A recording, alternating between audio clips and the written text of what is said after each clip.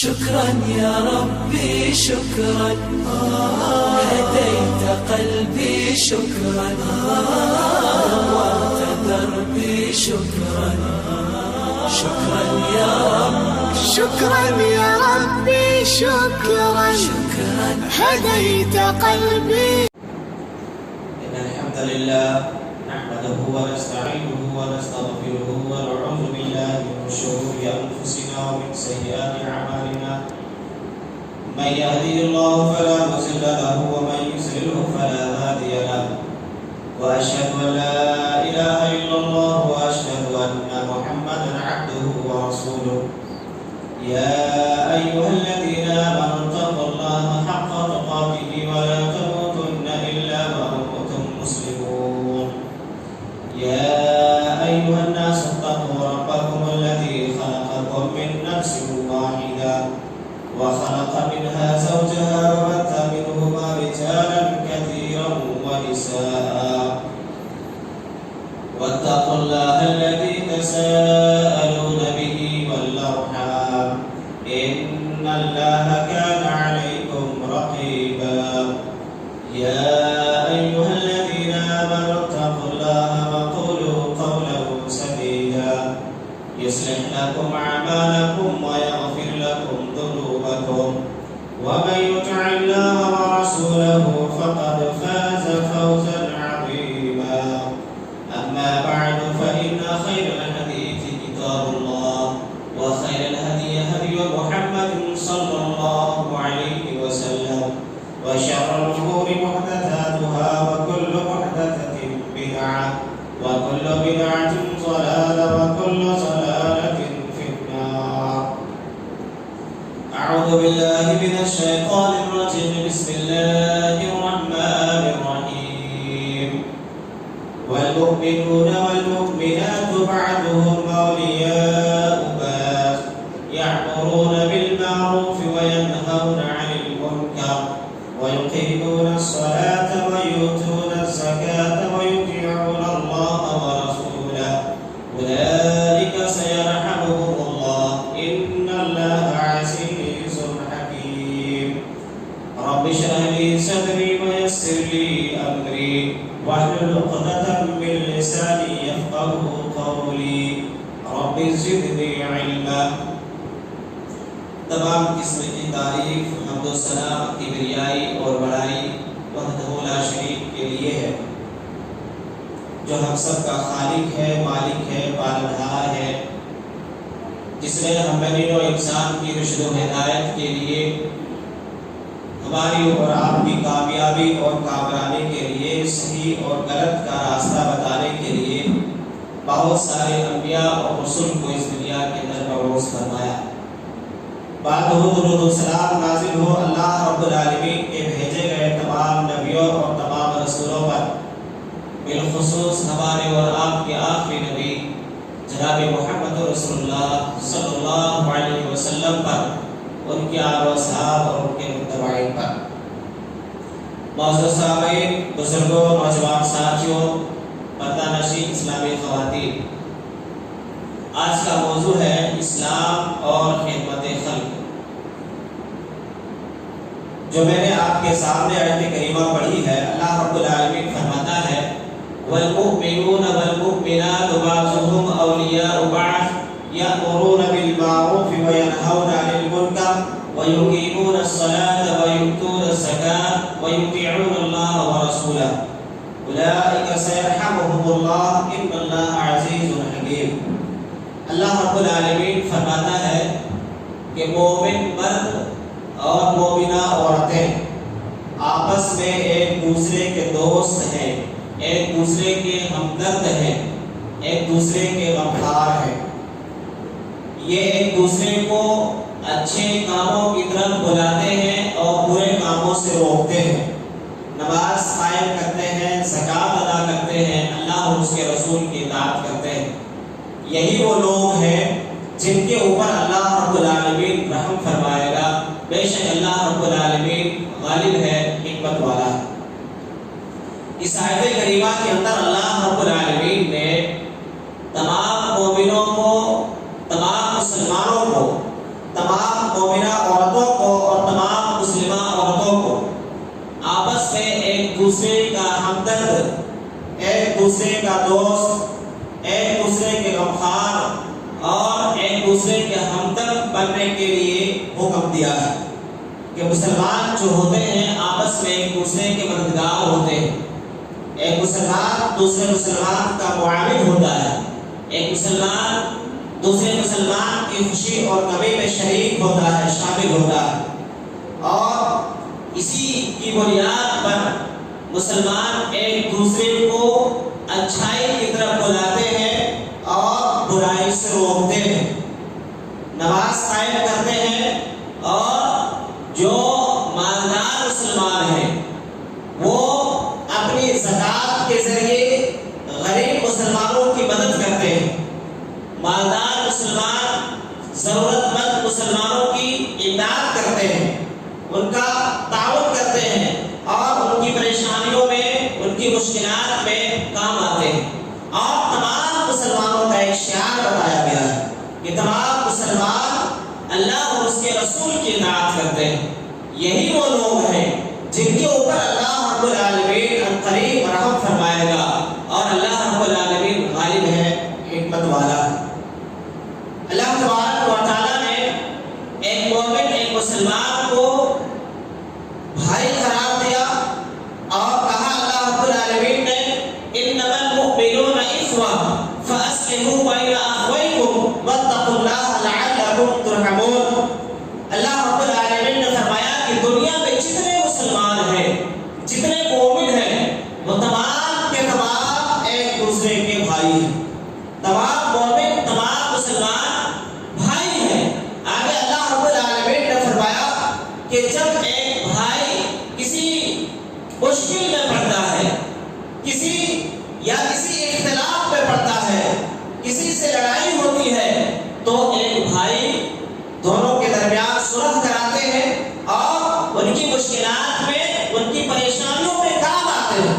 اللہ رب العالمین فرماتا ہے واتقوا اللہ لعلکم ترحمون، تم سب اللہ رب العالمین کا تقوی اختیار کرو، اللہ رب العالمین سے ڈرتے رہو، اللہ رب العالمین تم پر رحم فرمائے گا.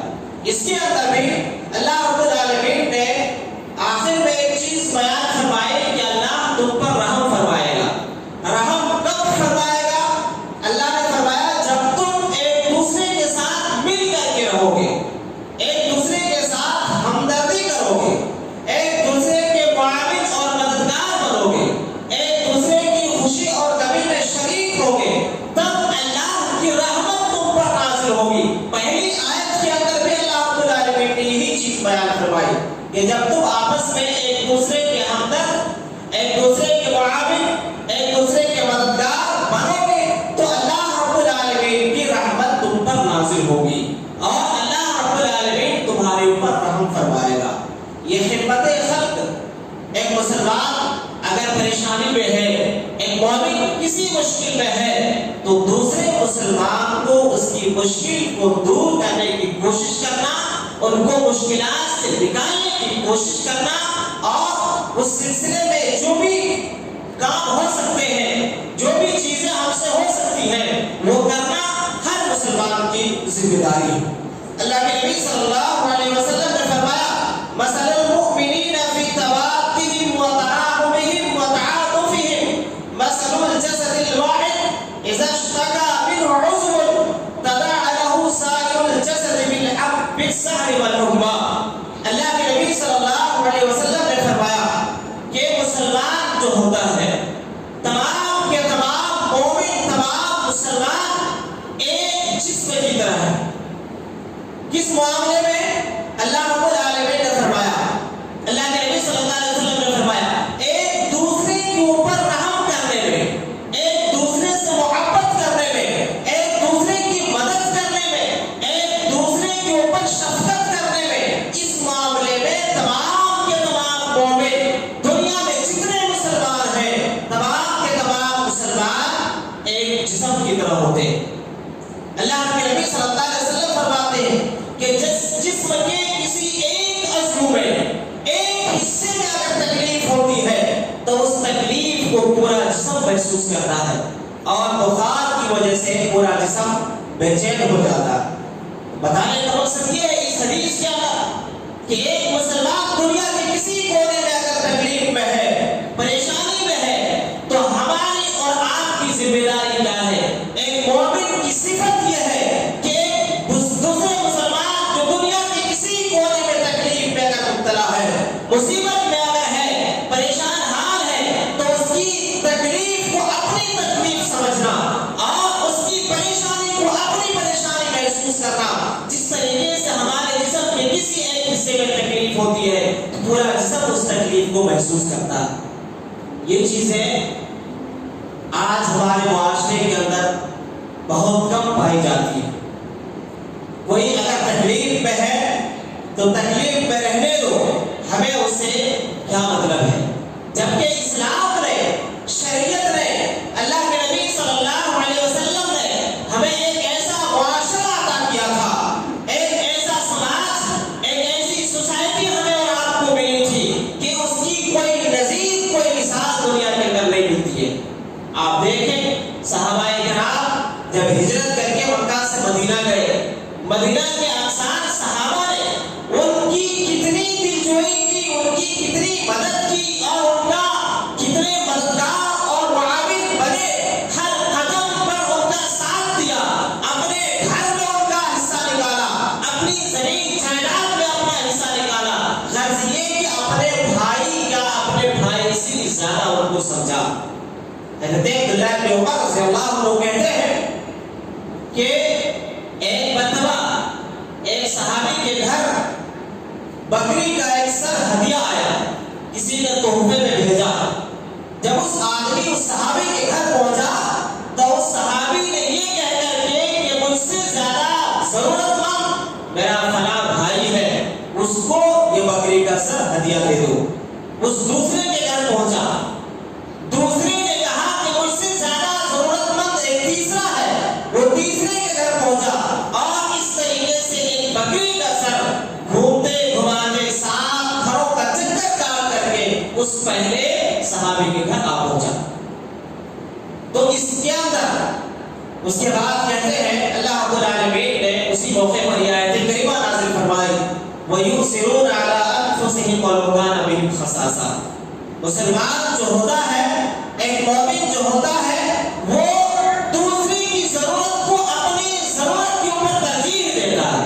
ایک مسلمان جو ہوتا ہے دوسری کی پریشانیوں کو اپنی پریشانی سمجھتا ہے، بلکہ اپنی پریشانی سے زیادہ سمجھ کر کے دوسرے مسلمان کی پریشانیوں کو دور کرنے کی کوشش کرتا۔ یہ مسلمان ہوتا تھا۔ اللہ کے نبی صلی اللہ علیہ وسلم نے ہمیں اور آپ کو یہ معاشرہ عطا کیا تھا کہ ایک آدمی کے پاس ایک بکری کا سر پہنچتا ہے، لیکن وہ سر وہ آدمی دوسرے کو دیتا ہے کہ نہیں، مجھ سے زیادہ ضرورت مند ہوا ہے۔ دوسرا کہتا ہے کہ مجھ سے زیادہ ضرورت مند تیسرا ہے، اور تیسرا کہتا ہے کہ مجھ سے زیادہ ضرورت مند چوتھا ہے، اور اس طریقے سے پھر وہ بکری پہلے آدمی کے پاس وہ بکری کا سر پہنچ جاتا ہے۔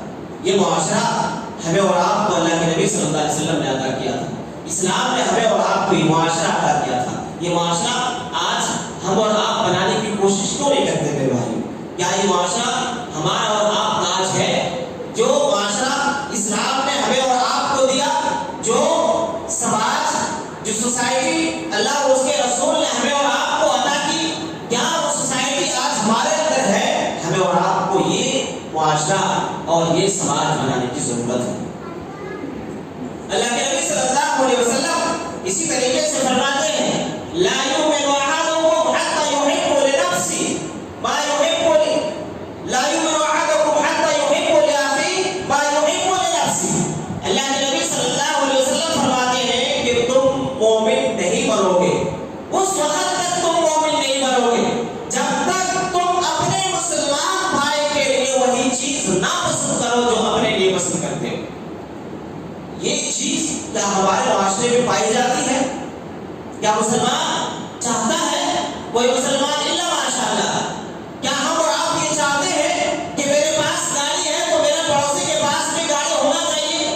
کیا ہم چاہتے ہیں کہ ہمارے پاس رہنے کے لیے اچھا مکان ہے، دوسرے مسلمانوں کے پاس بھی اچھا مکان ہونا چاہیے؟ یہ چیزیں آج ہمارے اندر نہیں ہے۔ ہم تو ایک دوسرے سے حسد کرتے ہیں، ایک دوسرے سے بغض کرتے ہیں،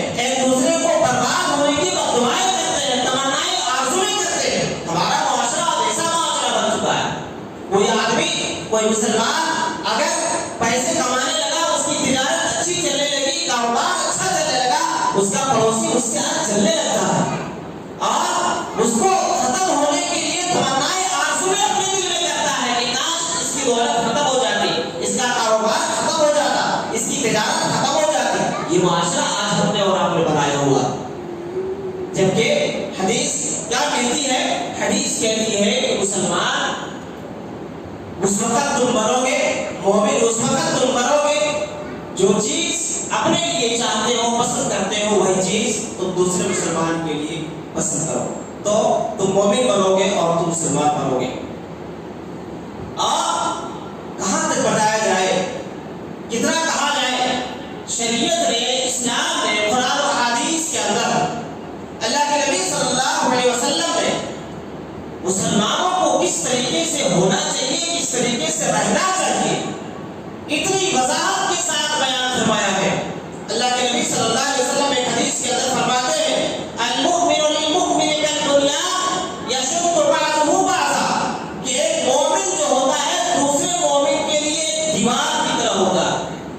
جس طریقے سے دیوار کی ایک اینٹ دوسری اینٹ کو مضبوط کرتی ہے اور پھر ایک پوری دیوار تیار ہو کر کے ایک گھر تیار ہوتا ہے، تو اللہ کے نبی صلی اللہ علیہ وسلم نے فرمایا کہ ایک مومن جو ہوتا ہے دوسرے مومن کے لیے ایک دیوار کی طرح ہوتا ہے، ایک مسلمان دوسرے مسلمان کے لیے ایک دیوار کی طرح ہوتا ہے، یعنی ہر مصیبت، ہر مشکل، ہر خوشی، ہر غم میں اس کا شریک ہوتا ہے اور اس میں شامل ہوتا ہے۔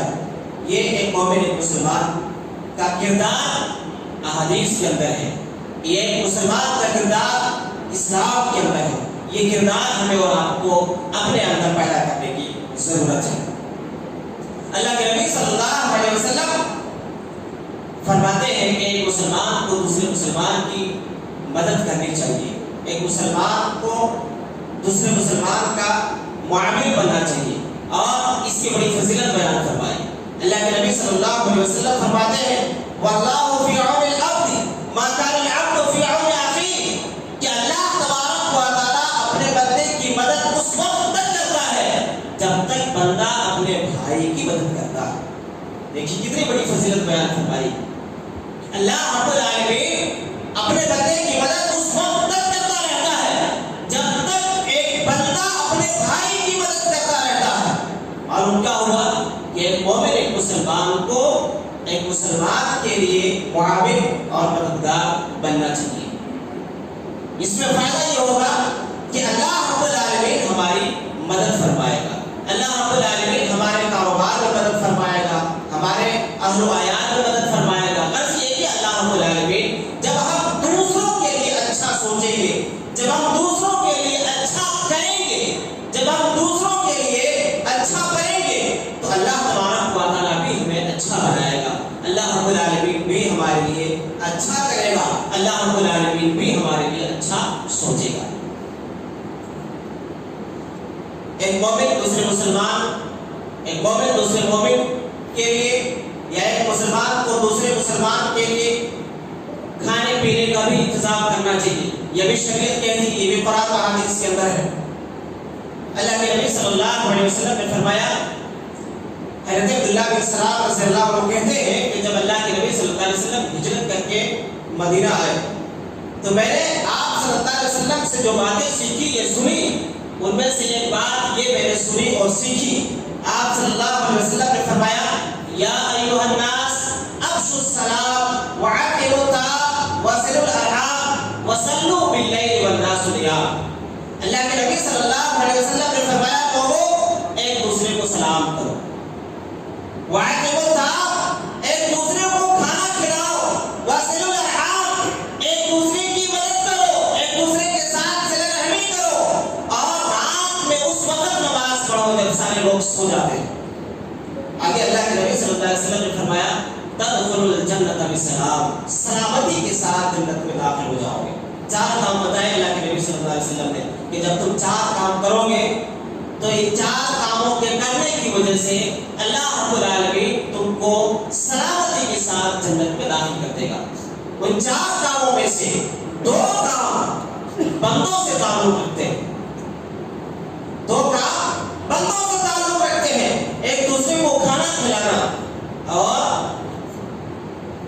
نرمی کرنا.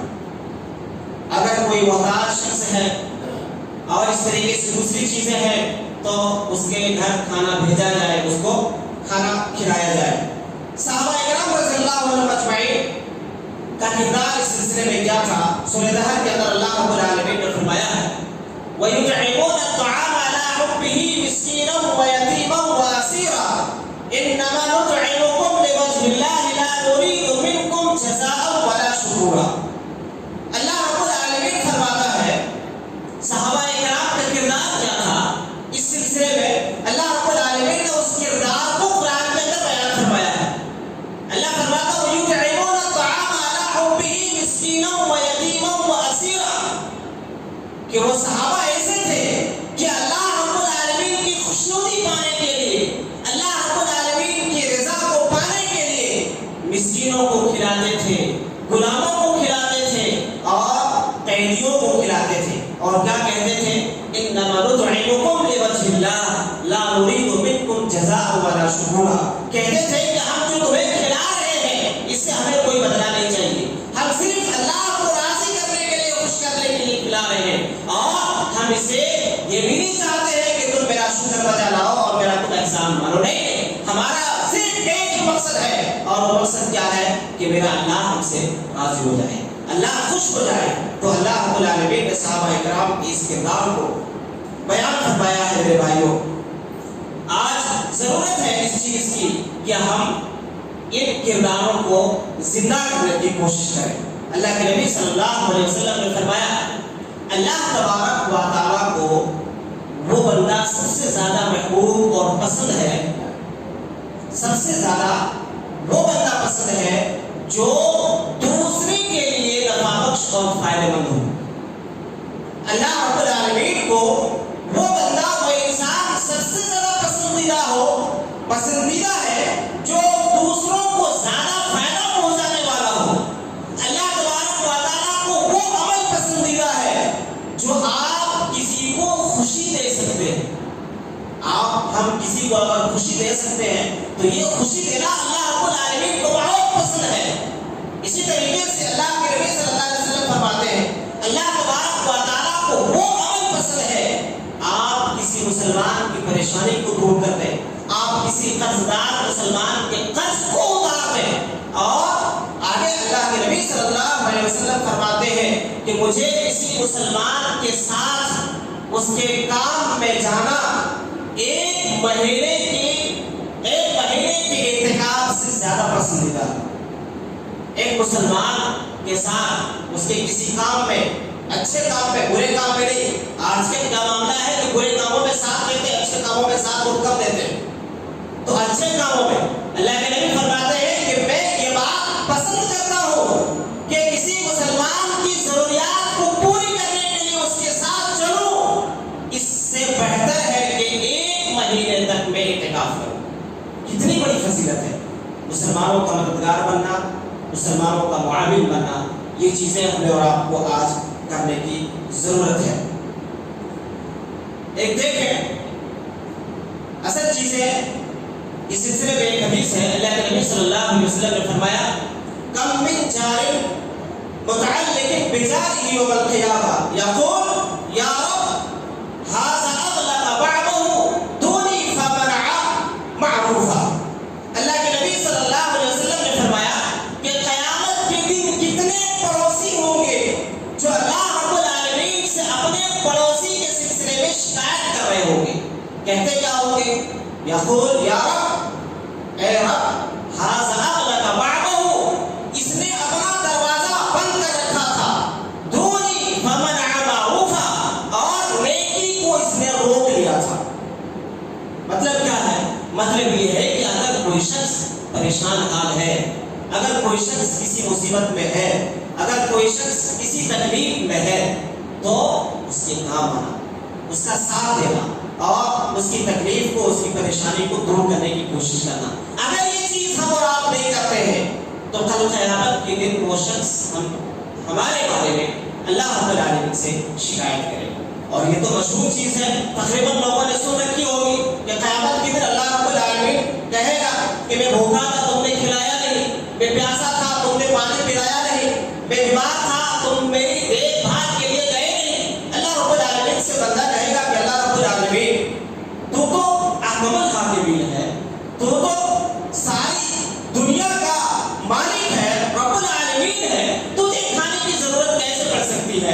تجھے پینے کی ضرورت کیسے پڑ سکتی ہے؟